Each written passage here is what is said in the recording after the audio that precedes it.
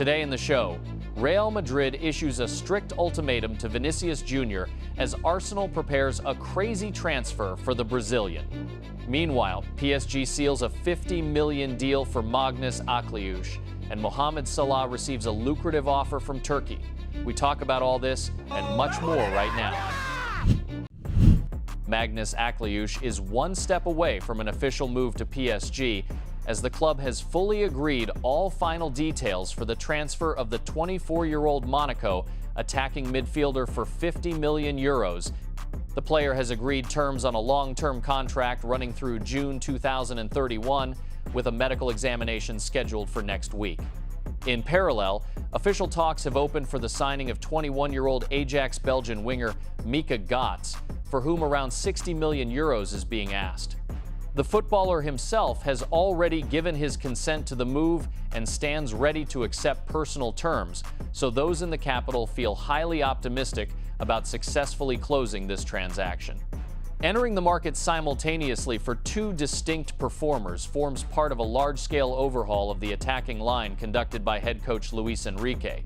Maghnes Akliouche possesses superb technique and vision, operating on the right flank or as a hybrid number 10, with the ability to cut inside onto his favored left foot. The manager views him as a quality replacement for Lee Kang-in and a creative playmaker to unlock opposition low blocks. Conversely, Mika Götze's profile as a classic, explosive left winger, featuring high speed and an emphasis on one-on-one dribbling, slicing through defensive lines from the left side onto his right foot. Signing the Belgian talent is also viewed as a potential stepping stone to clear the path for Bradley Barcola's move to Liverpool. Following the departures of several performers, PSG has definitively abandoned the concept of bringing in aging stars in favor of young, tactically versatile players. Both candidates fit the possession-based philosophy seamlessly and will add necessary variation, where Götze provides vertical thrust in transition, while Akliouche handles creativity in the final third. Furthermore, Ferran Torres remains on PSG's radar. The French club maintains constant contact with his agents regarding a potential transfer. Head coach Luis Enrique knows the 26-year-old forward inside out from working together and views him as a versatile attacker capable of filling the striker role as well as both flanks. At the same time, Barcelona values the player at €50 million and plans to keep the Spaniard in the squad until the very last moment, as the Catalans have so far failed to sign a quality central forward. Under current circumstances, Torres represents a virtually irreplaceable option in the center of attack, so Barcelona strictly refuses to take risks and enter the new season without a recognized striker. The player's active contract runs until the summer of 2027, though talks over a new deal have been shelved. The sole scenario under which the Catalans would agree to a sale remains an explicit personal transfer request from the footballer himself.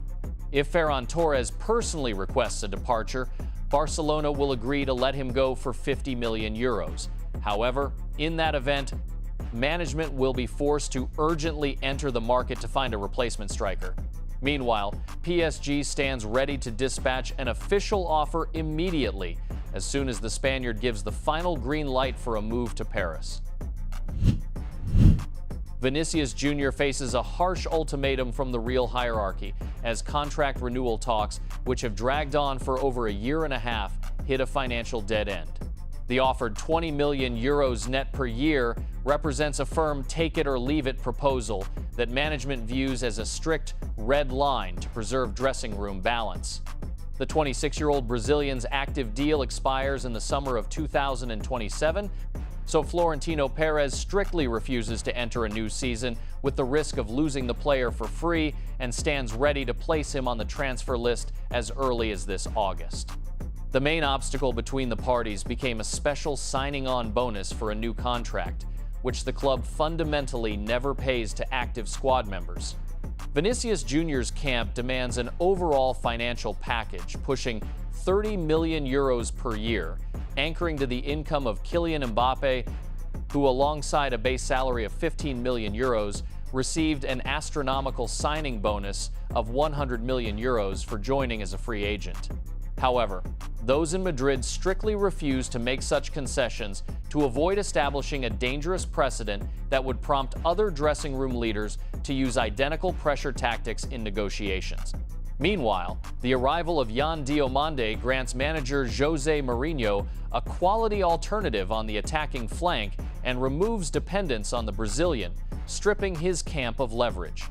Arsenal seeks to capitalize on this tense situation, having conducted discreet work on a potential deal over several months and already receiving full financial approval from ownership. Sporting director Andrea Berta held talks with the winger's representatives, while Mikel Arteta is personally enamored with the player's game and views him as the primary architect of future success.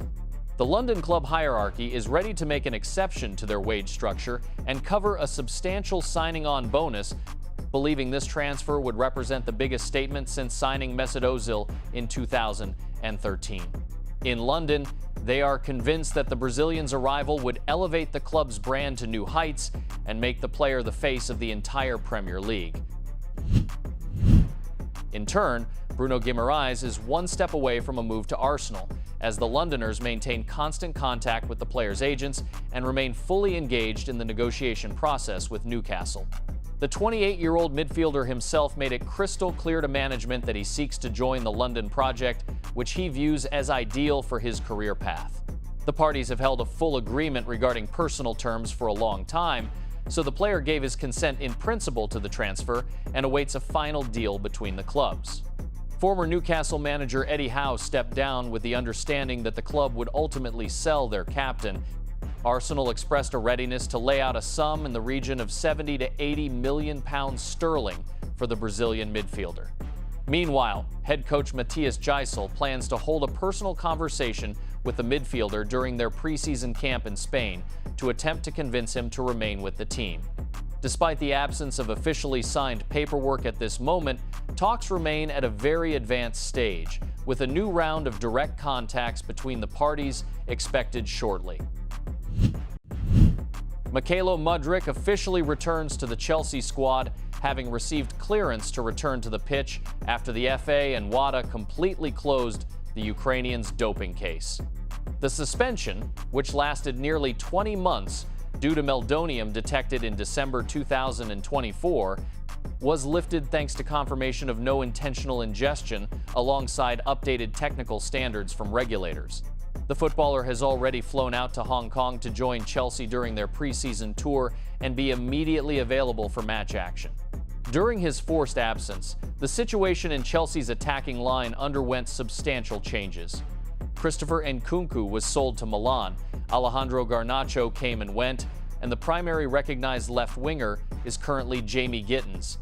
Furthermore, there is the versatile Pedro Neto, while the attacking midfield role is covered by Morgan Rogers, who was acquired for record money, so the winger will have to fight for a spot in fierce competition.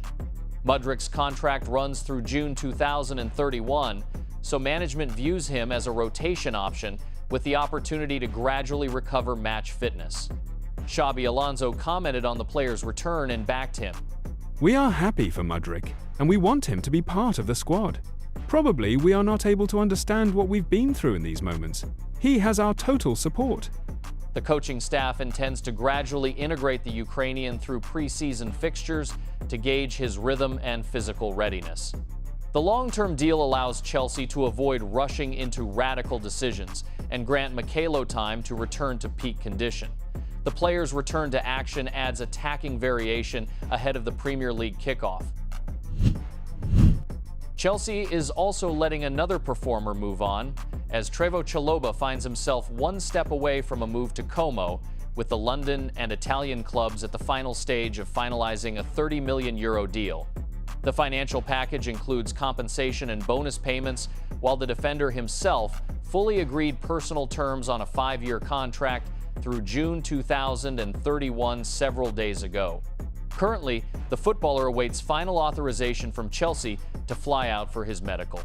The primary instigator of this deal was Cesc Fabregas, who personally contacted the defender and convinced him to anchor the team's defensive project in Serie A.